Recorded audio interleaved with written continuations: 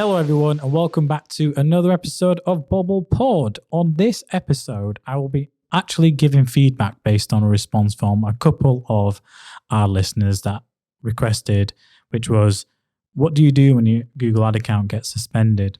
So today's topic is, has your Google ad account been suspended, and what you can do to reverse that decision, or what processes you need to follow. But before we begin, as always, I want to say, don't forget to like, follow, subscribe. If you're listening on Spotify, Apple Podcasts, or any other streaming platform. If you're on YouTube, hi YouTube. Don't forget to click on the subscribe button, bell notification to get notifications of all the episodes that come out every Tuesday. So, has your Google ad account been restricted? This is a key problem that I would say we occur a lot of. It's not something that's highly frequently, but since Google made a lot of changes to their team, to their resources, around 10 to 15,000 resources in terms of employees, Google has cut back on in the last 12 months. We are seeing more and more companies, if you type in PPC agency leads, we're number one. We get a lot of I say a lot. We get a handful of inquiries probably in the last 6 months that have been around, I've got issues with my Google ad account. My ad account's been restricted, suspended. It's coming up with policy violations, etc., etc. And it seems to be becoming a more of a repetitive theme. Also, when we were reviewing the feedback from our listeners or subscribers, it seemed to be a topic that got mentioned more than a couple of times in terms of saw your podcast about Performance Max campaign, but I can't run anything right now because my ad account's suspended. What should I do? So on this podcast, we aim to answer all those questions. And we're going to talk about, first of all, why do accounts get suspended? So if your Google ad account has that message saying, your ad account has been suspended, please contact or request a review. Almost like a red notification that comes on top of the ad account. You should normally get an email to your Gmail about it. It's because Google has found a violation of one of its policies. Now, Google has thousands of policies that you might not be aware of, that you might be aware of. We tend to see more in e-commerce or more specific medical or financial sectors where policies might get implemented. So what Google does is uses a combination of automated systems, some manual reviews when detecting violations, and if it finds that there is a violation to one of its policies, it will suspend your accounts. So how are the accounts suspended? So depending on the violation, accounts get suspended either immediately or upon detection of violation. Google will give a warning of up to 7 days of, an account suspension is going to take place. So when that happens and when the account is suspended, two things happen. Your ads will not run and you won't be able to create any new content such as ads, ad groups, campaigns, update keywords, etc. You can still access the historical data in the ad account. It's not like you can't log into Google, but you can still go in. And in some instances, I've made a note here that accounts related or linked to a suspended account may also be suspended, such as their linked merchant center accounts. So that's more important when you're doing e-commerce or Google shopping campaigns. So bear that in mind. So everything will just stop working. And you're like, ads aren't running, nothing will get spent. And you're thinking, why has this happened to me? And it's because of a policy violation. So the next question comes to, what are the different types of account suspensions? So the first one is a policy violation. So this occurs, and we'll add a link to the YouTube of the Google Ads policy and their terms and conditions. I'll make sure that's added in the actual description in the YouTube in terms of what they are, so you have a direct link to it. But in terms of policy violations, the common ones include inappropriate or restricted content, issues related to editorial requirements, or misuse of data. They're the three key things. And you might think, what is that? What is inappropriate restricted content? So inappropriate could be use of language in ads, or it could be inappropriate keywords or videos or images that you might be pushing as part of your text ads, or, expansion ad in terms of your image extensions to your ad, should I say. Editorial requirements, could be anything from, the type of content you're relating it to on your website, doesn't follow key policies of Google. Essentially, you want to keep it clean. It's as simple as that. You don't want to tether the lines with anything. And if you're misusing any kind of data or misrepresenting things as well, there's also certain keywords you can't bid on as well within Google. We have one of our clients, I've mentioned this a few times, is the aesthetics doctor. Now, aesthetics, everything to do with like lip filling, lanluma, or, non-surgical rhinoplasties. Now, these are very key medical terms, and there's clear policies around medical terms that you can bid and what you can show, including the content that goes on landing page. Bear in mind that it's not always what's in the ad account. It can be what's off the ad account as well. So it's the content on the landing page. So if we're talking about, a medical term for a client, but then the page content talks about loads of other random things that we're not supposed to be talking about, then yes, Google will look at where that experience, the full landing page experience, as part of the Google Ads accounts. Then you've got another one, which is called egregious violations. I'm hoping I'm saying that right. EGREGIOS, egregious violations. Am I right there, Callum? I would say yes. Yes. Callum is our, obviously, dictionary and helps us when we need. Thanks for the jump in. These are suspensions where Google Ads deems unlawful or harmful content or violations. Typically reflect overall practices of a business, not necessarily the campaigns on the account, as I mentioned earlier. So it's not generally, what you're doing in the ad account, it's what you're doing outside as a business.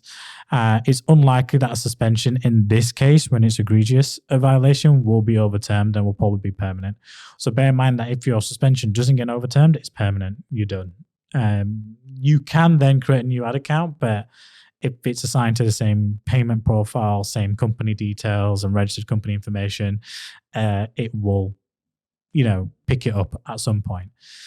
Common egregious violations include circumventing systems, unacceptable business practices, malicious software, and counterfeiting. So what we find in this element is circumventing systems is a common egregious violation.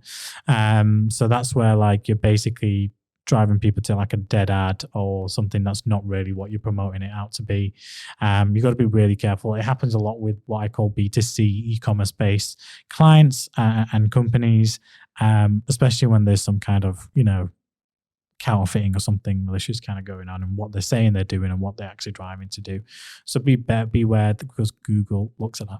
There's also other types of suspensions. So other reasons why an account may be temporarily suspended could be suspicious payment activity, unpaid balance, or unauthorized account activity. And they tend to be, I'd say, more the common ones. Outside policy violation is where, a card and account has been flagged, let's say, then Google will know.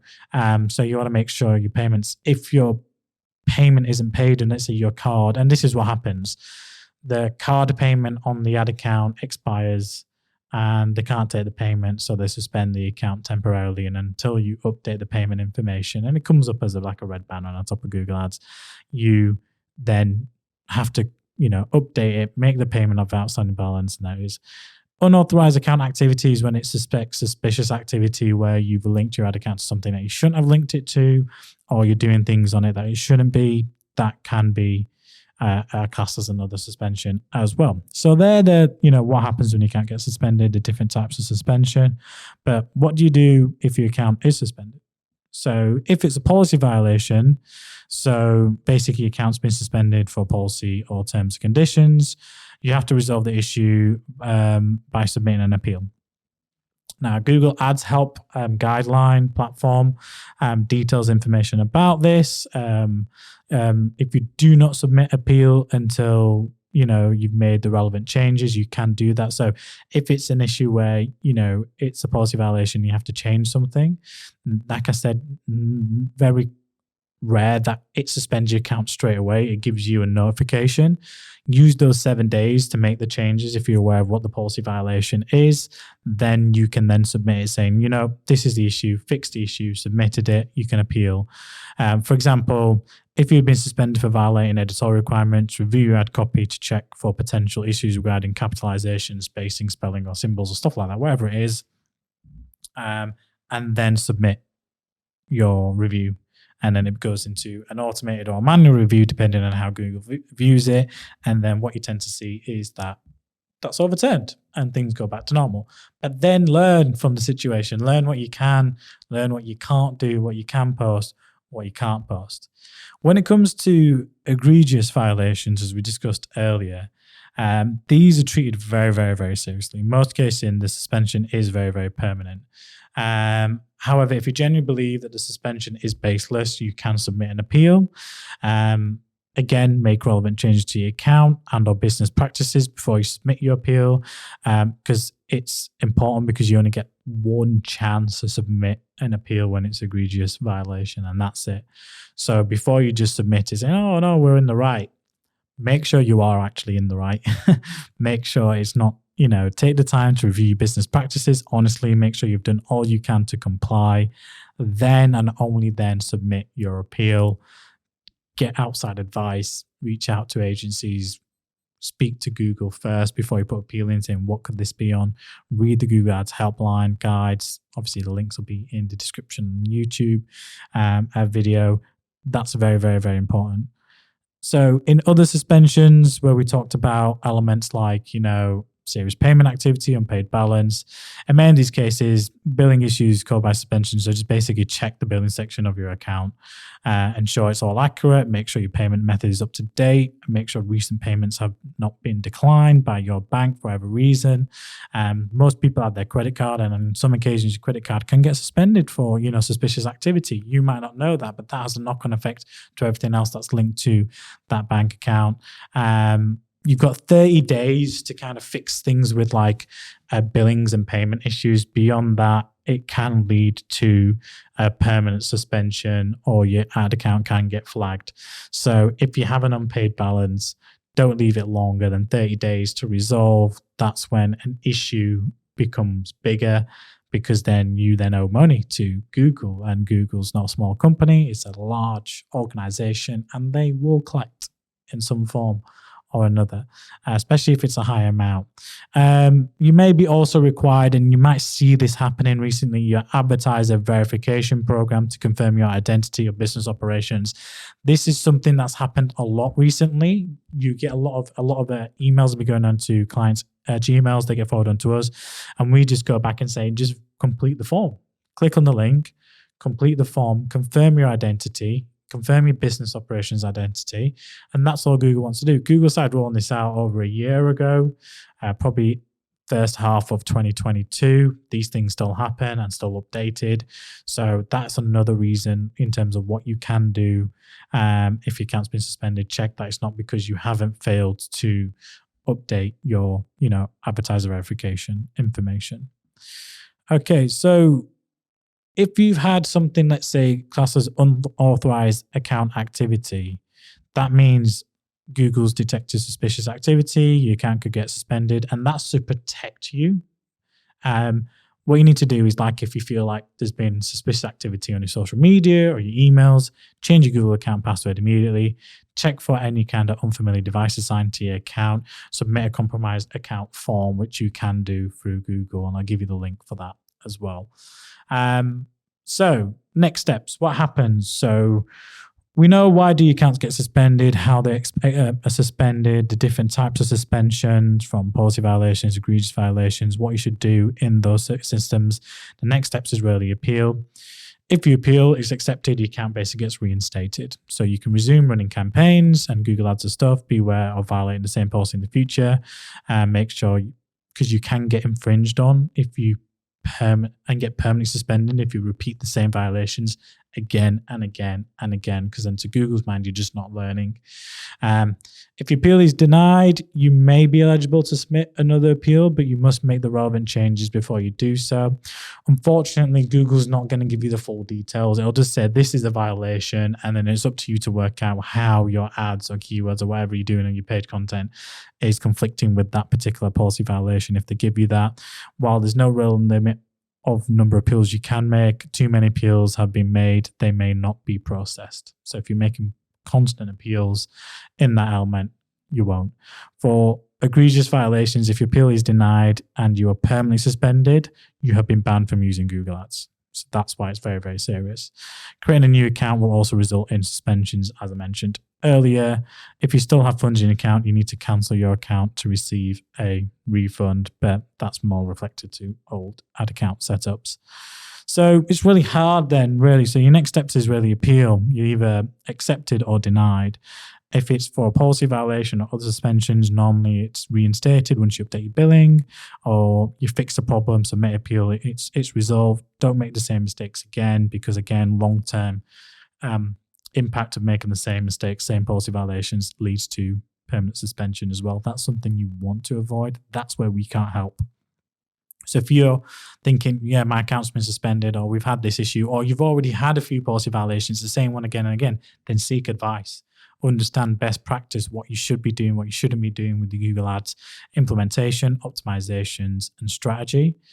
To try and make sense of Google Ads accounts, remember they're designed to help keep advertisers, what they say as, and users safe. They're there to stop any kind of malicious, dangerous activity on the platform. It's all about Google cares about its experience. Remember, over 90% of the world population use Google as its search engine tool, that do use or have access to internet or use a search engine. So for them, it's all about making sure they're improving the Google Ads experience and none of these issues are coming up. That's something you have to consider. So remember, you always have the right to appeal. If it's denied, it becomes a lot more difficult, but make sure you're following all the relevant checklists. If you're not sure, have a look at or listen to some of our previous Bobble Pod episodes where we've talked about, Google best practices, performance max campaigns. That's what you need to do. Very simple and straight one. I hope that has answered some of the questions and queries raised by our audience. I think that was a great topic and a great element to raise with us, because, you're not really going to find this in kind of like a podcast or a video explanation in that kind of format. So if you have any more kind of like questions about that, what do I do or what happens with this, then please use the hashtag AskBobble, hashtag Mr. Bobble, hashtag BobblePod. We do check all our, social activity. Drop an email, reach out to us directly, reach out to me on LinkedIn. Manpreet Singh is my profile. You can't miss it. Ask these questions, because then we can give you better value to the podcast in terms of information, educational content, so you can get better understanding of what to do, what the processes are. There'll be some links into the video as I highlighted earlier to do that. As before I wrap up, don't forget to like, follow, subscribe. Thank you for listening. Next topic we have, we'll be talking about brand merchandise with James Biggin, MD, talking about how you can take your basically offline brand merchandise, mix that with digital marketing. So that's one to listen to. And thank you for listening, and we'll catch you in the next episode. Cheers.